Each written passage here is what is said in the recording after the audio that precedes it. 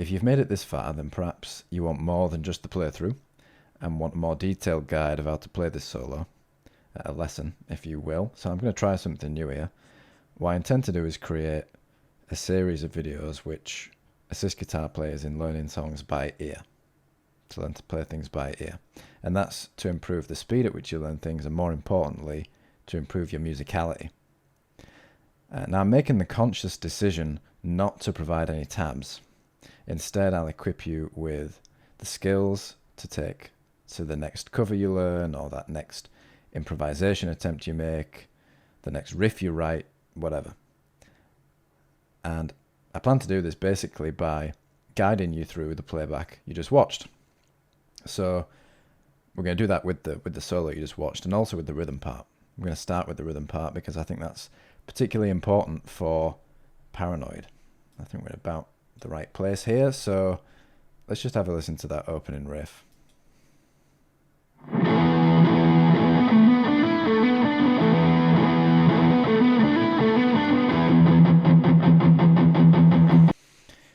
So Paranoid is a pretty straightforward song to learn, but I think people take that fact too far and take the rhythm section for granted, assuming they just know how it goes without ever having actually checked it, or just by believing the first tabs that they read.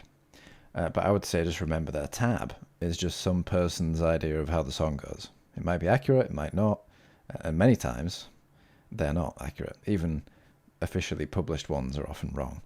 So I went to the shockingly high effort of listening to the song quite carefully and watching a video of Tony Iommi playing it, and confirmed that he plays the riff like the way I'm playing it in the video. That is from the 12th fret on the E string, making that E power chord. And you'll notice a lot of people, when they play the riff on the melody part,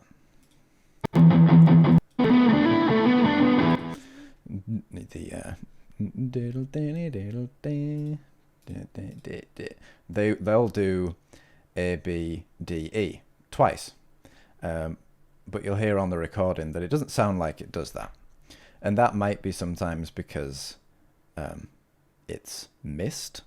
You know, this is a metal song by a rough and ready, epic metal guitar player, and sometimes because he's hammering on actually back onto the B, so it's A, B, D, E, A, B, D, B. And that seems to be what happens 99% of the time. I don't want to say every time or that this is 100% the correct way to do it, because Iommi himself may do it differently on occasion live. I have not watched every live performance of his. But the general rule, I think, to get the Paranoid sound as Iommi plays it generally, and certainly as is on the recording, then do it the way I did it here.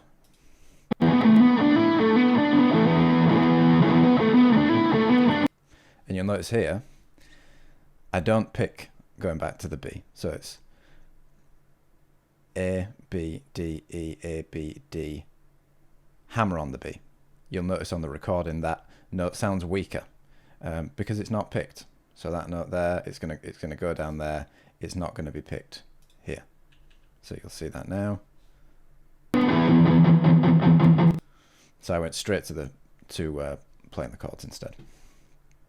So that's the first thing, just to note. Have a look at the riff and make sure you're doing it justice, not that you're just doing some approximation of it that doesn't do the song justice. This is about interpretation. Sometimes it matters which string you play something on. Some people play Paranoid here, right? They'll do an E power chord here. And this is the right notes, but I think in this case it is in the wrong place, because where you play these notes changes the timbre, and playing an E power chord here, you could prove the point even further by doing it here. Oh, I'm done. Here. There we go. these are all the same chord. You know, I'm playing it here on the video. These are the same chord. Play each of those on your own guitar, and you'll hear that these sound drastically different to one another. This sounds much brighter than this, and this sounds much brighter than this. Obviously, this distinction is going to illustrate the point more than any other. But the point is that this category is going to sound more like, you know, pop punk, and this sounds dark. You know, this sounds metal.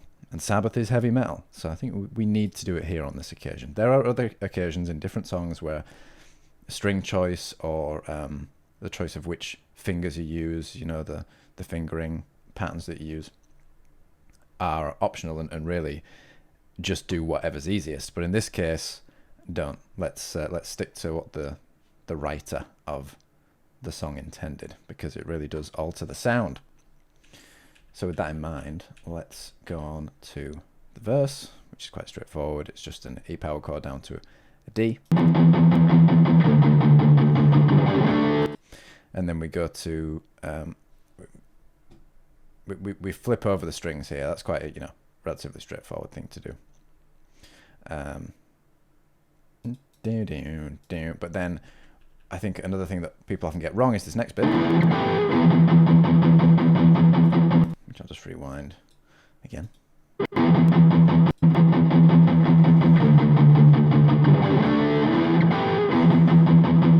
See that part there, that was a natural harmonic on the 12th fret, which is really focused around, it's probably the, you know, the middle three strings really is what rings out the G in particular. Again, if you watch Iommi play it, he does that. You'll see a lot of people, particularly when they're playing it in this position, they'll go E, and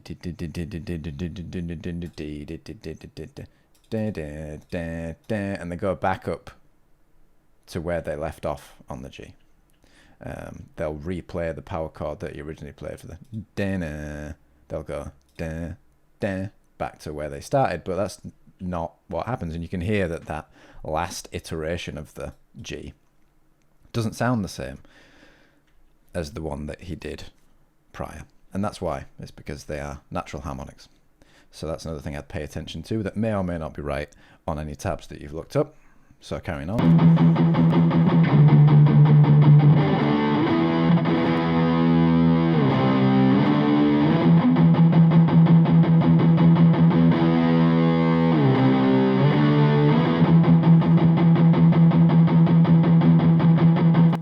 And yeah, there's really not much more to it.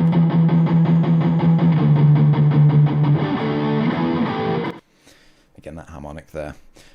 So that's how you get the paranoid sound from the rhythm section. Good place to start. There's not really much more to it. I think there's one other section, which is the "Can You Help Me?"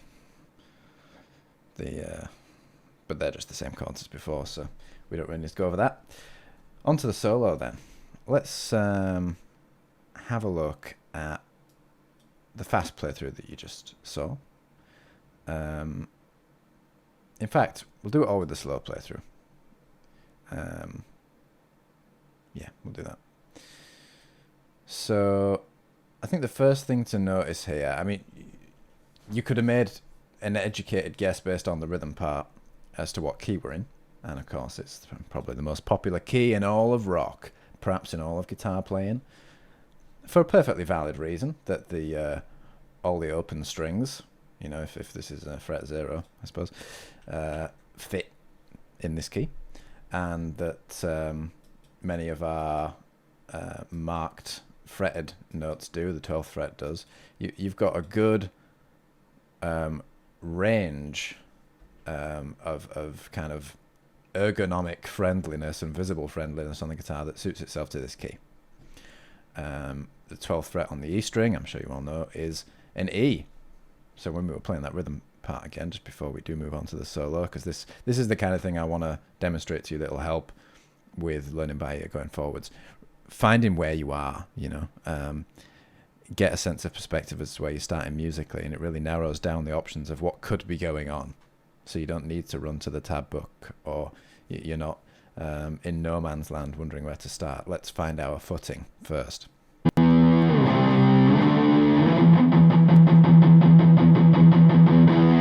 So we're happy that this E sounds like the root. So we know we're in E something. We know that all the notes we've played so far have been, you know, E, D, G. We played another G here. On the riff, we did A, B, D, E, and it wouldn't take much research to find out that all those are in E minor. Particularly this song is all really just in E pentatonic. So let's just find a section of the video in which my silly long fingers are not in the way there. There we go. So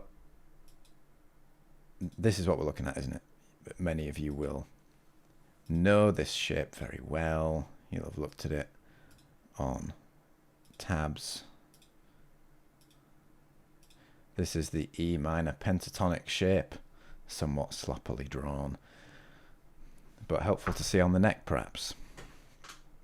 So there we are, there's the E pentatonic, and that's what we are in for Paranoid. So bearing in mind the solo, you know that everything in this 12th fret position is going to contain these notes. You know that anything outside this 12th fret position is just going to contain the same notes. You just might not quite know where they are if you're not used to playing outside of this box. Many ways to try and break out of the box. I'm thinking about making different videos on that subject in particular, but this kind of exercise is a good place to start, doing it with covers that you like, because you're doing it in a way that's not terribly boring. Perhaps, you know, a few good ways to work out at least where you'd go a little bit outside this box for the sake of, you know, the context of Paranoid is, you know what you've done so far already. You know that you've gone down to here for a power chord, so you know this must be in key. There are no key changes in the song, so you know that this works, and well, it's only 2 frets, 2 half steps down from an E, so we know this is a D. And you know, we say, okay, well, let's just mirror it. What if I go 2 half steps up in the other direction? We know that's a G. If you are looking at the 15th fret, like, oh, I'm lost. Well, you know, if 12 is the same as 0, you'll know what 3 is because you'll have played an open G chord lots of times. If you know these are the open notes, you'll have played G lots of times. Well, that's only 3 frets up from your starting position, 3 frets up from your starting position. We know that's a G, so we know that G is there. So G sharp A, well, yeah, we know that A is in key because we already played that one here. So you can see how you can start branching out. And that's really all we're going to have to do for the solo. And that narrows down the note choices. You know, you don't have to be lost at sea when you really know what the notes are going to be already. So let's just find that slow part in the video.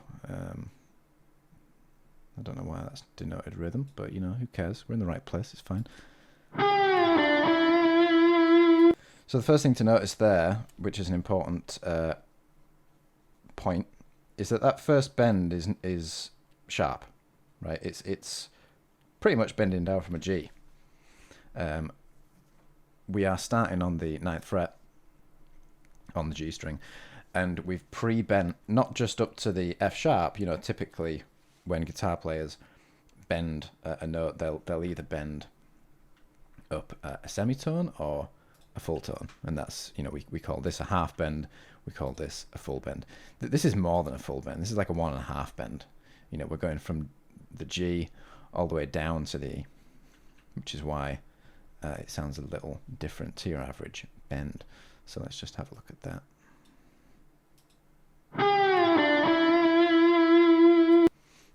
And then make sure you get that nice little bit of vibrato on the landing there. The slide, when you listen to the rhythm of it, as with a lot of improvised solos, and I'm willing to bet that much if not all of this solo, was improvised by Iommi in the studio. The timing of good guitar parts is often not very easy to fit into a box, or even if you were notating it, it can be difficult to get things to divide properly, because really it's just a feel and an ear thing, which is why I think it's often so helpful to learn things by ear. That slide is kind of rushed when you listen to it on the recording.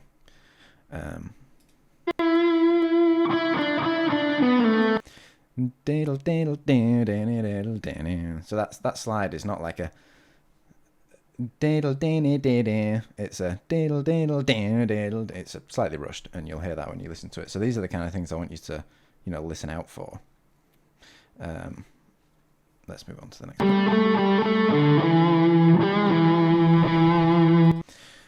There's quite a few of those little bends where you're just bending it slightly sharp in a kind of a bluesy way.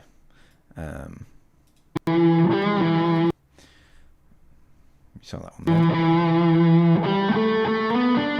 there. That's something I often see people get wrong. People put too many notes in. That they start from the E or whatever. That next part, if you like, if part one is... Let's just, I guess, split this up a little bit. Part one is this. A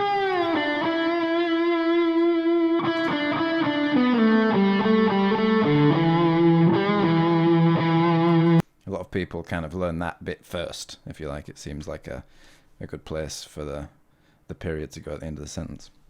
The next phrase starts on a G. It doesn't start on an E, it starts on the D string on the 5th fret.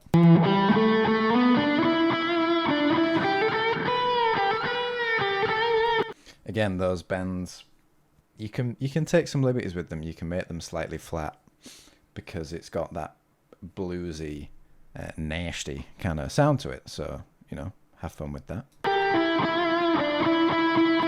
That bit I often see people miss. You hear on the recording, in the energy of the improvisation, Iommi doesn't take a break. He doesn't hold an E there. He doesn't go... he goes... He keeps picking it. So he keeps up the energy of that section.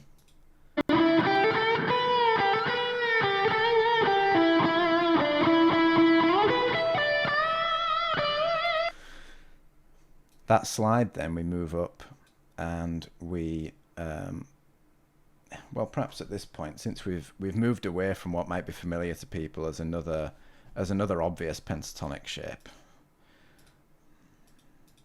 There's another pentatonic shape for you.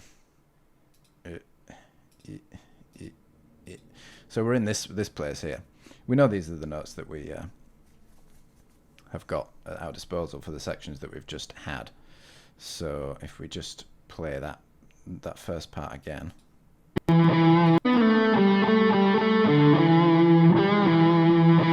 And the only extension that we have is, are again quite easy ones insofar as they're just another whole step down in places we know they work, right? So A, D, G. I think that's... Do we even go to an A? We don't even go to an A. We just go to the D and the G.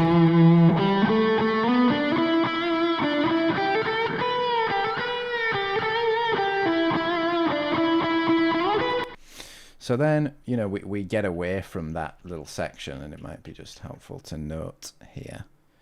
I wonder if I can do this. Let's stick it here. We are in E minor pentatonic, so if you ever want to look that up, you know where you're looking. So the slide, it starts from an A. I think some people are tempted to slide from an E because people are obsessed with the root note and just want to start every phrase from the root note, just like I mentioned down here. Well, it doesn't. That one started from the G. This one starts from an A. It starts from here, 14th fret G string. So it goes 14, 12, 12. Let's just get that bit replayed.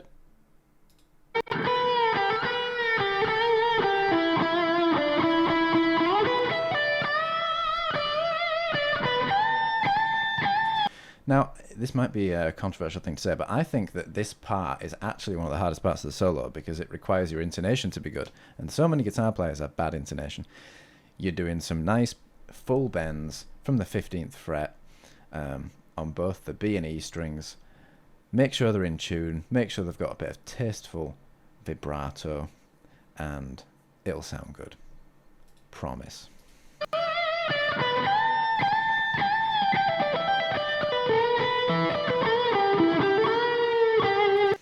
Now, when you're watching this slow playback, which of course with the beauty of a recording on YouTube, you can rewind as many times as you like.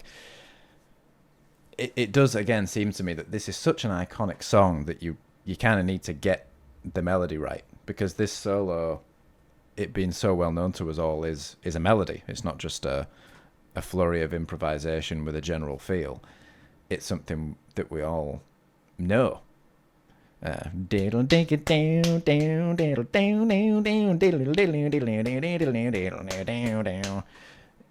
We all know it from anywhere if we are rock guitar players. This is Paranoid is as familiar and universal a sound to us as laughter or a baby crying. You know, this is cross language stuff. So when we get back to the the run, the pentatonic run. So we already know, as you know, we mentioned earlier, that this is E minor pentatonic. So we know it's going to be all the notes across the 12. We know it's going to be a couple of 15s, a few 14s, and a couple more 15s. We all know that shape. It's really a question of just the order, because the order's not especially obvious, I think, to a lot of people learning it. So just make sure you rewind it and get the order right. You've got the so we've got the rocking backwards and forwards on those ones, and then you've got the bends in the middle. So it's diddle diddle, and then you take that, you know, slight breath, diddle diddle, and then that kind of classic bluesy. You bend up the G string, you pick all the notes and roll up the B and E strings.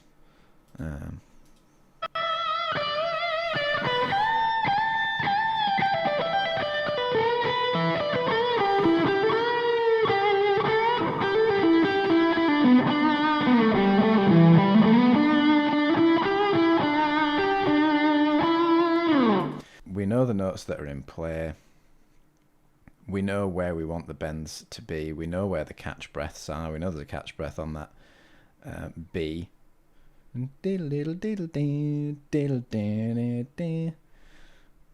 So just make sure you hit those. I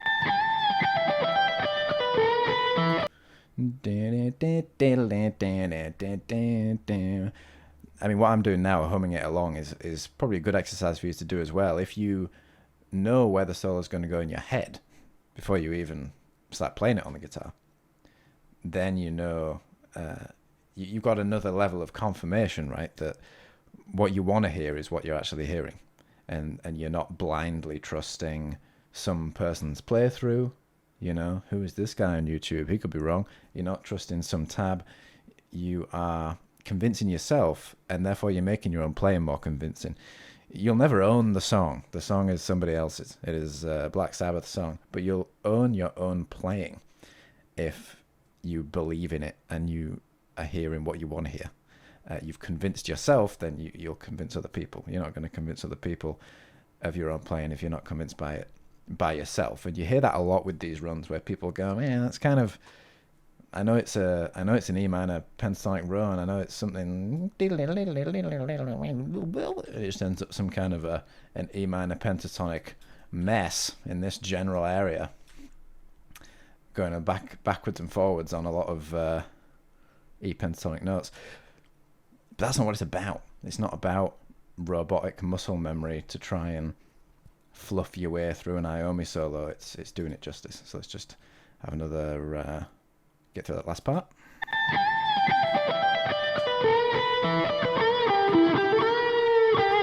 That bit's worthy of note because that timing sounds basically off. It basically is off. It's not on the beat. Like, that bend is kind of unusually long.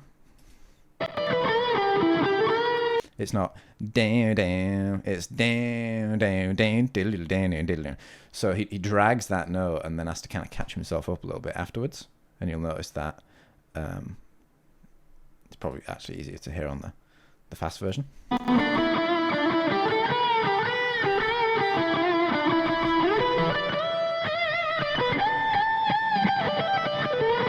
This bit.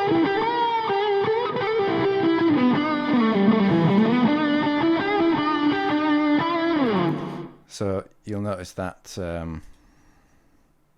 is dragged. right? So just make sure that you are letting go of that bend kind of slowly with some attitude. You're hearing that little bit of dissonance before the delayed resolution. Down, down. And then you go in to these little trilly bits are quite important, because if you don't play them, it just doesn't sound right. So you've got the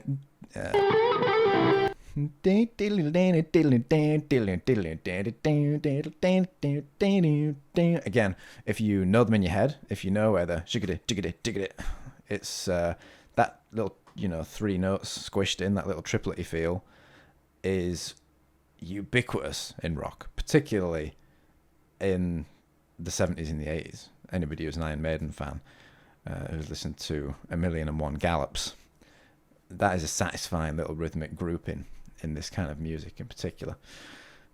Make sure they're all in there.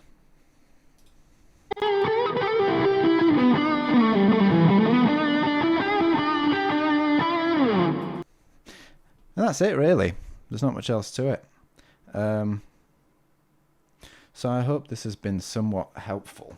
It's impossible to anticipate the questions that one viewer would have. That's the challenge I find with YouTube over a lesson where I have one student who has their particular concerns, struggles, trying to work bits out, confusions about one little bit of the solo compared to another, or even physical difficulties. I might be able to help them with the hand position, arm position, that kind of thing. Can't really do any of that on YouTube, so I'm just trying to anticipate the kind of things you would need and help you learn these things by ear. And in this case, I think the main points to take away are that this is strictly E minor pentatonic. There is nothing else going on. There are no sneaky, if you were to play the full E minor, I missed that there, didn't I? It's a bit naff. There we go. If you were to play, let's just say, if you were to play the full E minor scale, you'd be putting in all these extra notes, wouldn't you, for the full 7 notes. 1, 2, 3, 4, 5, 6, 7, and then the next octave. 1, 2, 3, 4, 5, 6, 7, and then the next octave would start here, and we need to keep going up here. There you go. But you don't need to think about any of that. It's so simple theoretically that it's quite a good one to consider the theory for. I think a lot of the time on these simple songs, people neglect to think about the theory because they go, well, how hard can it be? It's only E minor pentatonic. And that's true, but that means it's a more approachable thing for you to approach the theory on. So I would say, try and know where the notes are going to be. Map them out yourself. Do this kind of thing that I'm doing here. I'm using Microsoft Paint, very high tech. Plot it out on a fretboard, and you know where you're going to go. These are almost all the notes that are used in the song. I think it might be all the notes that are used in the song, to be honest. Didn't take me long to map them all out, and then it's just hearing which one's in the right order, getting the order right, and the phrasing and the rhythm. The rhythm is so important, as I mentioned, for the solo. You've got those notes that are dragged, you've got those little triplety bits, you've got the phrasing, the 1.5 bend at the start of the solo from the G down to the E. So if you get all those things, that will make your rendition of this song just that bit more convincing. So I'll see you in the next one.